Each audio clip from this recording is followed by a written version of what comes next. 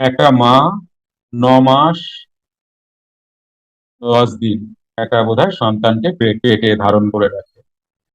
Delivery অবধি যা pain সে পায়, এটা সাকসেসের সাথে তুলনা করা যায় না। এতটা পেইন যদি নাও তুমি, তবে গিয়ে সাকসেস আসবে। এত কষ্ট করে এত কিছু করে সাকসেস তো মানুষ পায়, কিন্তু এই সাকসেসকে ধরে রাখা,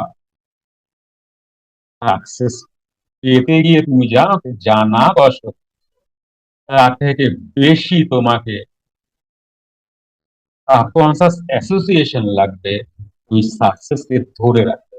তাই শেষ কথা হচ্ছে, তুমি যথেষ্ট পরিশ্রম করো, যাই করো না কেন, সাবকনসিয়াস অ্যাসোসিয়েশন এটা তোমাকে শিখতেই হবে। যদি তুমি সাকসেস এবং সাকসেসকে ধরে রাখতে চাও, এটা তোমাকে আরএমপি ক্লাস শেখাবেই। বুঝে গেল? আজকের ক্লাস কেমন লাগলো কে বলবে? তুমি কি বুঝলে? এটা ভাষা দাও, ভাষা দিলে নিউরনে ফিট হবে। খুব ভালো লাগলো স্যার। দেখো, ভালো কথা বলেছি, ভালো তো লাগবেই, কিন্তু তোমার কোন কোন জায়গা ভালো লাগলো সেটা বলো। ভালো লাগলো এই যে না না শুনেও এই যে ভিডিওটা দেখলাম,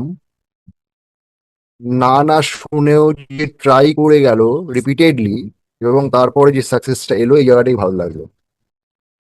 এখানে এই যে না না শোনার পরেও তোমার যে সাকসেস আসবে গ্যারেন্টি নেই।